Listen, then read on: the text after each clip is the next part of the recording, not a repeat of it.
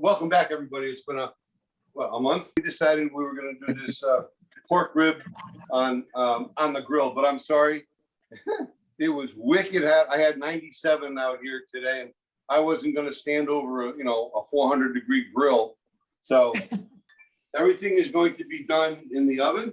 Actually, I have half of these ribs in the oven right now cooking. And all it is that I've done to these is just a basic, it's a Jack Daniel's beef rub, but I use it on pork. I use it on chicken. And sometimes I even a little sprinkle on some fish. But this is a pretty good beef rub. And I let it marinate for about a day or two. You rub it down, throw it in the refrigerator. We had a question from one of the viewers. She was asking how to do a pork loin and keep it moist. Well, actually, the proper term would be tender. Moist and tender kind of go hand in hand when you're talking about your meats and stuff like that. And I tried to. I wrote it down because what I do in my head is a lot of stuff goes on inside there. One of the most important things for me when I'm cooking with meats, beef, chicken, pork, lamb, anything like this. When you're on the grill or you're in your oven and you have a beef thing going or a steak or something, don't use one of these guys when you're going to flip it, because as soon as you poke this, all of that nice juice that's inside your pork loin, your chicken, any type of bird or anything like that, all that juice is going to drain out. So what I do is I bring my oven up to 400 degrees. Make a rub or whatever I'm going to do to it, like any spices, and then I'll flip it into a roasting pan, fat side up, because you want the fat on top. Because at 400 degrees, what that's going to do is it's going to melt that fat down, and it's going to put like a crust around the outside of your meat, and that's going to sear and keep all the juices inside the meat. That's the important thing. Make sure it's up to fat side up. So you're only going to do that at 400 degrees for about 10 minutes. 10 minutes, and then reduce the heat to 350 in your oven. And then you're going to cook it for 20 minutes per pound in the oven. And then when you draw it out, you want the meat with a thermometer that you insert into the thickest part of the beef loin or the pork loin or whatever. For pork, I want it to be at least 140. It's got to be 145 or a little above. I know people used to freak out. They wanted 165. 165. 145 is the temperature that you want it to be right now. It's going to be a little pink, but as it sits there, it's just like a sunburn. It's going to still cook. But the reason they had it at 165 was because of trichinosis at the time. Trichinosis is long gone. USDA inspects all the meats to make sure trichinosis is gone. So 145 is going to give you a more tender beef loin, pork loin, chicken. Not chicken. Not chicken, no. With the beef and the pork, I would go at 145. I mean, I like rare, medium rare beef anyway. The pork loin, that would be 145. So you're going to take that out of the oven, put tin foil over the roasting pan, and then let that sit for another 10 minutes. And then do with it what you made. Back to this guy here. So we got the Jack Daniel's rub on this guy. We've already done another one. He's in the oven already. That one's been in there for probably about an hour and a half. It's at 350 degrees for 2 hours. Oh, I like doing them in the oven. Is there an advantage to doing them in the oven over doing them in the grill? Or is it just personal choice? No, I'm not very good on the grill. And also, when I was at Camp Jewel, twice a week, we used to do cookouts for about 300 people. you stand out there after a while with all that smoke blowing in your face. You don't do grills anymore after that. But no, I Yeah, like to- on the grill, I do them indirect heat. I'll bring the grill up to like 400 degrees, 500 degrees, and I'll take the ribs and put them off to the side. Mhm. So they're cooking, not over the hot, but they're off to the side. All right, so this is the recipe that Kenny and I talked about. So we have turmeric. It's about 1/3 of a cup of turmeric. And we're gonna put it into a saucepan. This is 1/3 of a cup of duck sauce.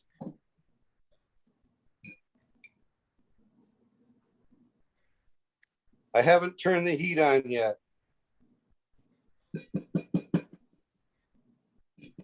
Because I don't want to burn it. So after that, the recipe calls for some dark amber maple syrup. So we're going to introduce another 1/3 of a cup of this delicious stuff. And don't use the light amber. That's, that comes in the log cabin or something, please. There's no flavor to those. You know, I like using local. Yeah. If you can get it, local is great. Okay, so then we're going to go with cilantro. And Kenny and I both agreed on this, that fresh cilantro will overpower Everything. a sauce or a meal, Yeah. because I love cilantro, but it does overpower.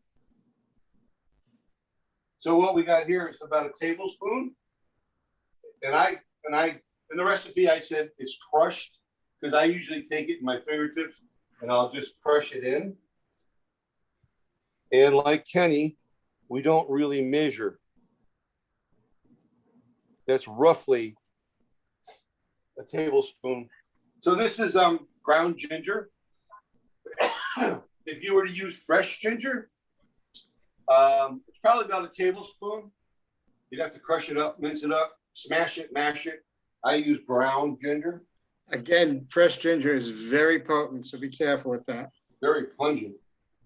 Can And a you, lot of people don't like ginger. Yeah, I'm one of them, so yeah. So this goes in. can you substitute parsley for cilantro? I didn't hear. Can you substitute parsley for cilantro? I don't know, Kenny, do you think so? I mean, to me, Well, they're two very different flavors, but yeah, if you that's don't what like parsley- cilantro, like with anything else I do, and I always say, please make it your own. So try the parsley in it. The next thing is the zest of an orange. And if anybody's never zested an orange, it's kind of fun. It's like giving an orange a shave. This is one orange right here that I've done. That's probably ample. Mhm. But to do the zest, you take one of these dudes that got the little, looks like a cheese grater, and all you do is go down it. Just watch out for your fingers, because it'll grate your fingers too, and that's not so great.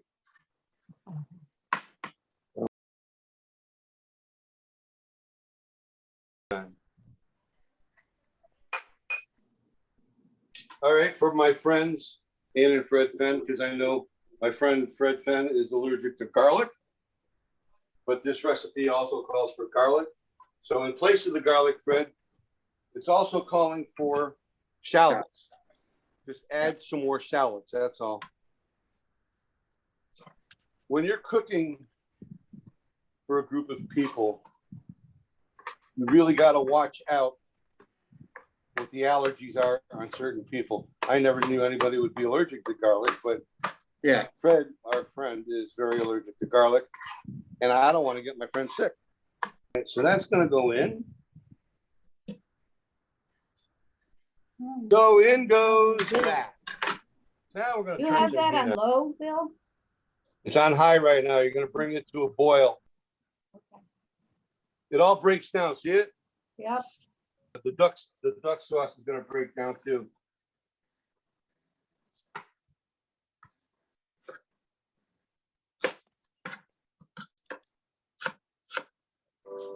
And these we're just gonna mince up. Oh, baby, can I smell that? Woo-hoo! Let's go here. We're gonna mince that in there. Now, Kenny, you and I were talking, Mhm. and the original recipe that you were talking about with the Chinese garlic recipe, you said that called for, Peach schnapps. you were saying peach schnapps. Yes. I decided to go one step further. You're gonna use that Try some also? try some Grand Marnier. Grand Marnier is like an orange liqueur. So I have about maybe a quarter of a cup. When you're using liqueurs, like, Grand Marnier or Marsalas and stuff like that in your cooking for like chicken marsala that has a marsala wine. Mine also has a sherry in it, a dry sherry. Everything is boiling off. All the alcohol gets burned off, and all you're left with is the flavor of the Grand Marnier.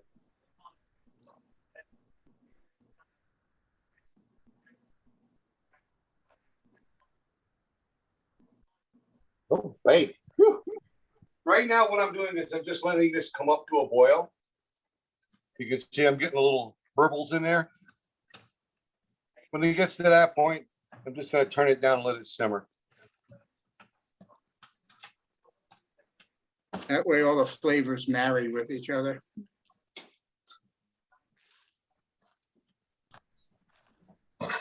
So we got about 6.5 minutes to go on those. When we bring them out, we'll let them sit around for a second or two. Do you trim the fat off of your ribs before you do it? What do you think? You trim the fat off your ribs before you do it. Yes. There's always too much fat on them. Yeah. At least I think so. I do the same thing with my pork loins.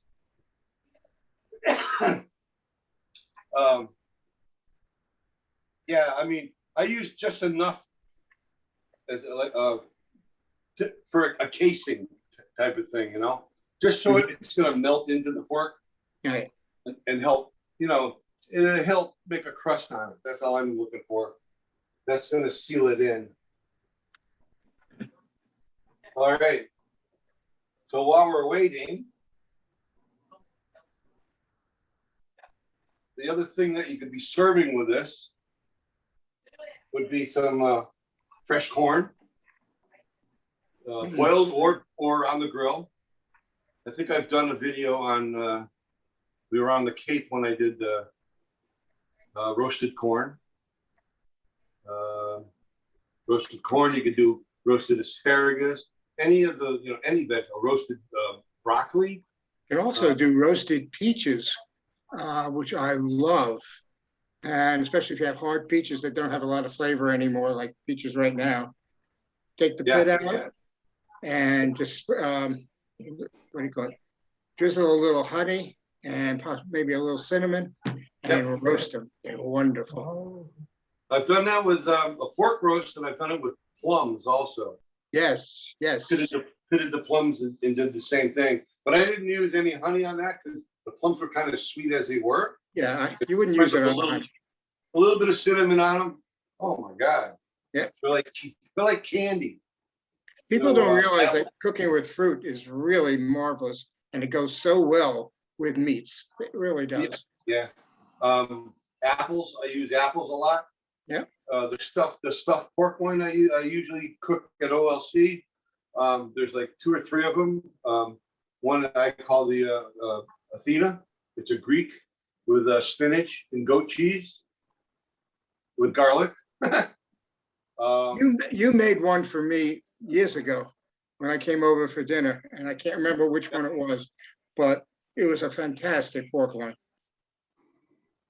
That's why I figured you called takeout in order to get it. And Yeah, that was you didn't think I was going to give a compliment, did you? No. I think, Lucia, the one I made that was with the broccoli, with broccoli, craisins and walnuts, Wow. and stuffing, regular like chicken, regular turkey stuffing. I did that one at OLC, didn't I? I'm not sure.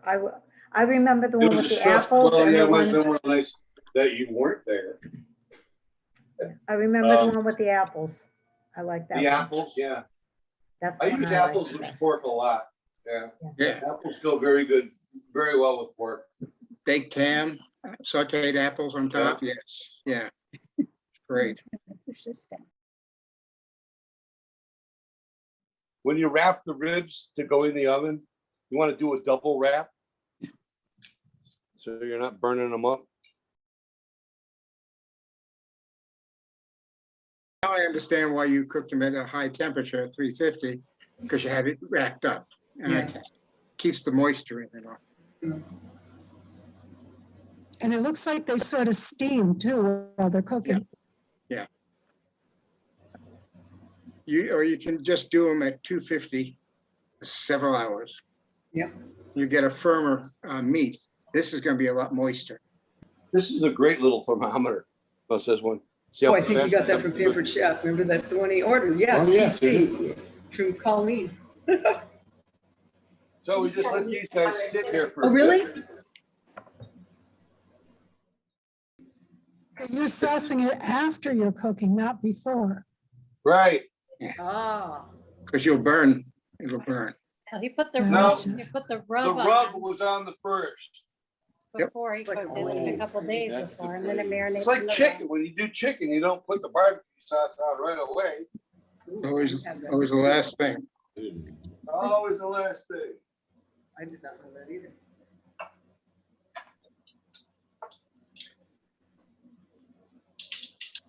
Cucaracha, the cucaracha. La cucaracha. Da-da-da-da-da-da.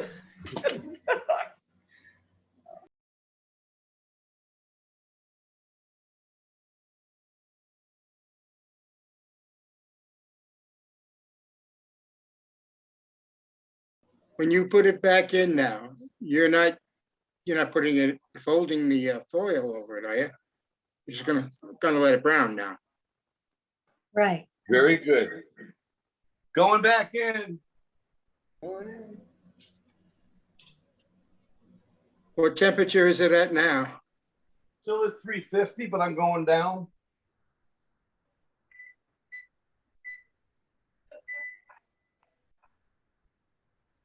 So that's only going to go in for like 5 minutes or 6 minutes on the side. Let's give it 6. Have you ever made like chicken breast, just basted with a good dark maple syrup? It's wonderful.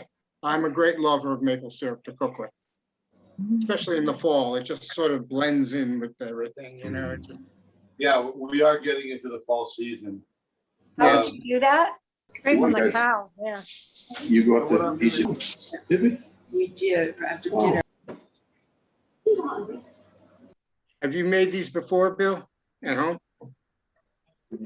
Have you made these at home before? Yes, but not with your sauce. The last time I did these were on the grill. I want to see that thing.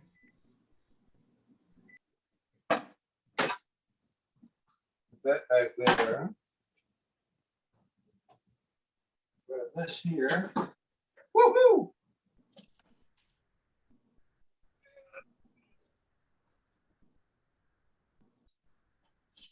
Number 2, going in.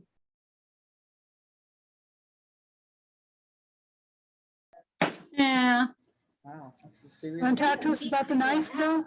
talk about that. My knife. daughter-in-law gave me this knife. It's from China. Mm. It's a nice weighted, nice, I mean, I used to love, where'd it go? I already put it in the sink. My other chef knife. I used to love that, but this has got so much weight. I have so much control Mhm. when Wow. I'm doing a chopping and dicing and slicing. and it's got a really nice I weight to remember it. to use I mine. know, I gave you one. Yeah. She has, This is mine.